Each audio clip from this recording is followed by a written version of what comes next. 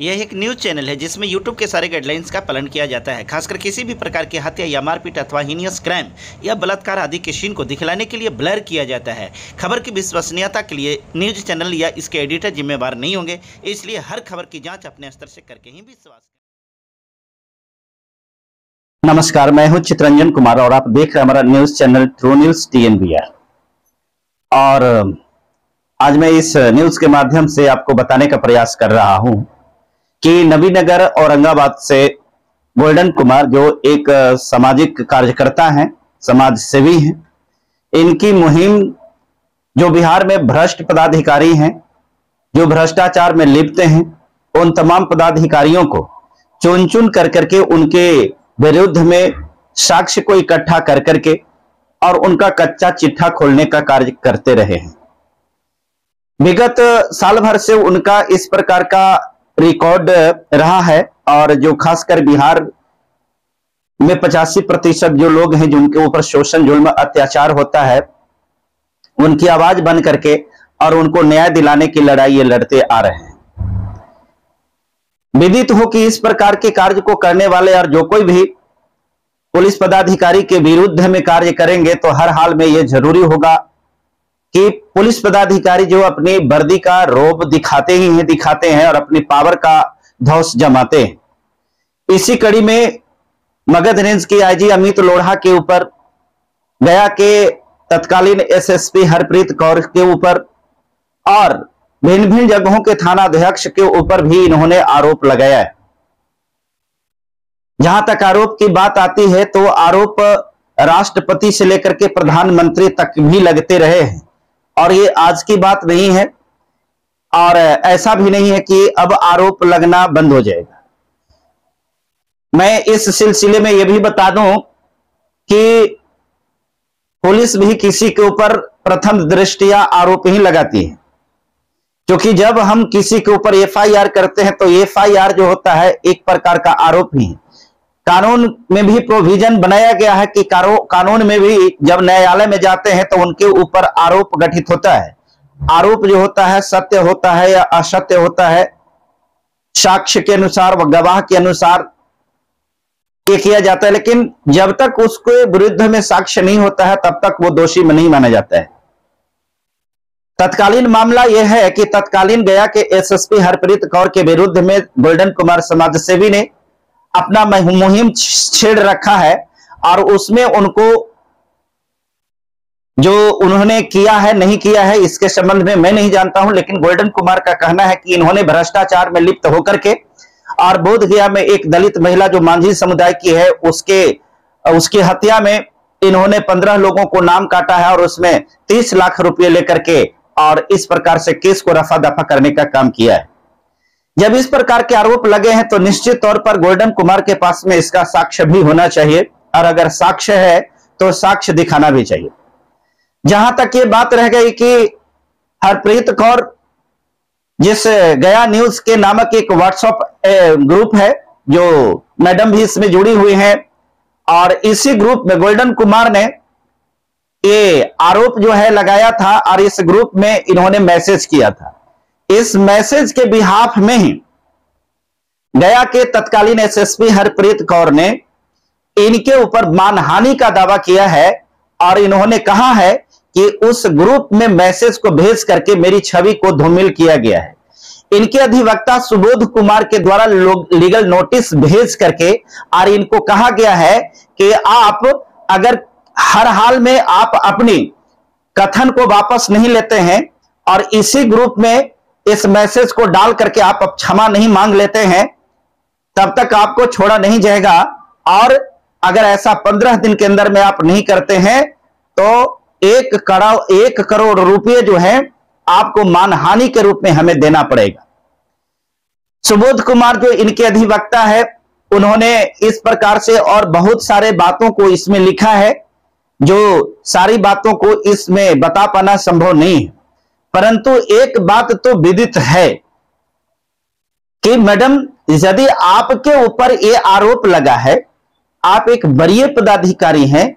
तो आरोप लगना आपके ऊपर ही नहीं, जब देश के प्रधानमंत्री अभी फिलहाल में देश के प्रथम नागरिक जो कहे जाते हैं राष्ट्रपति बने हैं, उनके ऊपर भी आरोप लगे हैं। आज तक मैंने नहीं सुना कि द्रौपदी मुर्मू ने, क्योंकि उनकी हैसियत और पद के अनुसार कम से कम 100 करोड़ का उनको मानहानि का दावा करना चाहिए था। प्रधानमंत्री के ऊपर तो प्रतिदिन इस प्रकार के आरोप लगते हैं, जो सच भी होते हैं और गलत भी होते हैं। इस आधार से आरोप लगाने वाले के ऊपर, क्योंकि उनका भी मानहानि आपसे ज्यादा होना चाहिए और उनका सम्मान आपसे कहीं ज्यादा है, तो इस हिसाब से उन लोगों को 100 करोड़ का मानहानि का दावा लीगल नोटिस भेज करके उन लोगों के ऊपर भेजवाना चाहिए था, जो लोग उनको इस प्रकार से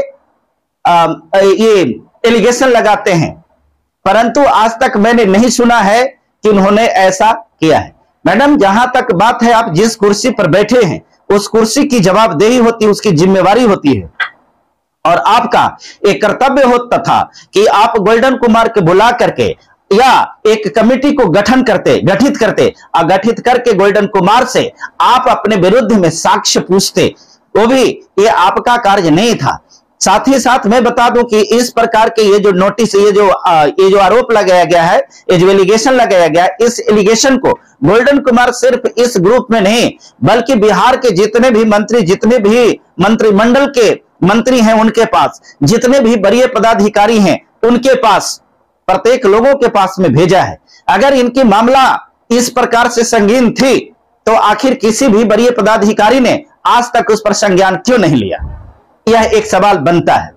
साथ ही साथ मैडम हरप्रीत कौर को इसका चाहिए था कि अपने वरीय पदाधिकारी को इसकी सूचना करते और उनसे रिक्वेस्ट करते कि हमारे ऊपर जो ये आरोप है, गोल्डन कुमार को बुला करके और उनसे ये आरोप साबित कराया जाना चाहिए। परंतु मुझे लगता है कि मैडम ने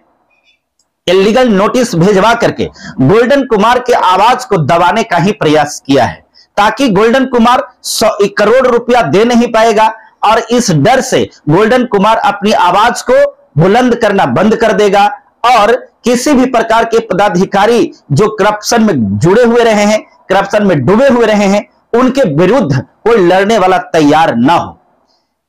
खैर, जो भी है, उनको 15 दिन का टाइम मिला था, जो बस ये 2-3 दिन के बाद उनका टर्म जो है पूरा हो रहा है, क्योंकि 15 दिन के बाद गोल्डन कुमार को 1 करोड़ रुपया मैडम को मानहानि के रूप में दिया जाना है। अब तो आने वाला समय ही बताएगा कि गोल्डन कुमार 1 करोड़ रुपया मानहानि के रूप में देते हैं या क्या करते हैं। परंतु फिलहाल अभी मेरे पास में गोल्डन कुमार जी का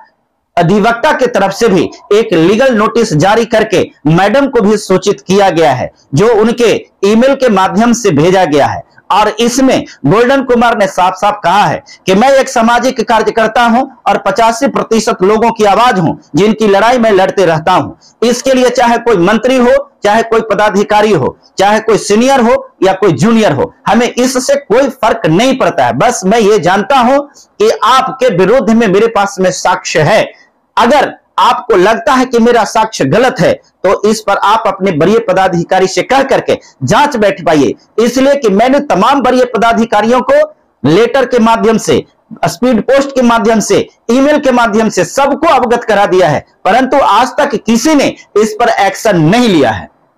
आखिर इसके पीछे का मंशा क्या हो सकता है? जब ये मेरा एलिगेशन है, तो इस एलिगेशन को प्रूव करने के लिए मैं इतने वरीय पदाधिकारी पर लगाया है, तो इसको प्रूव करने के लिए वरीय पदाधिकारी को या किसी न किसी को संज्ञान में लेना चाहिए था।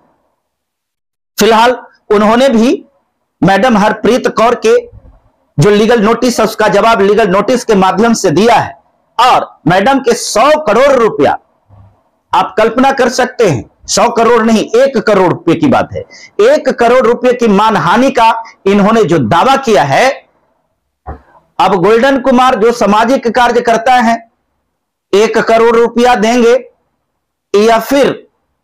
इनके ऊपर क्या कार्रवाई होती है, ये तो आगे आने वाले 2-3 दिन में पता चलेगा। लेकिन गोल्डन कुमार ने भी अपने लीगल नोटिस के माध्यम से मैडम को अवगत कराया है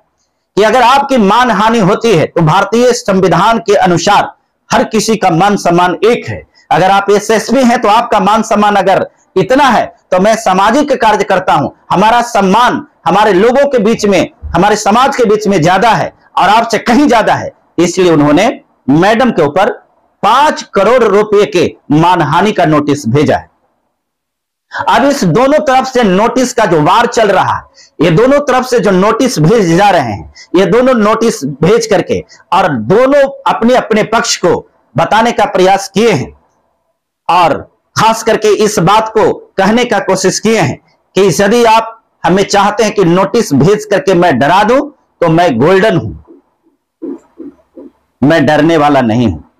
मेरी आवाज को कोई दबा दे ऐसे कोई शख्स नहीं। मेरी आवाज को दबाने के लिए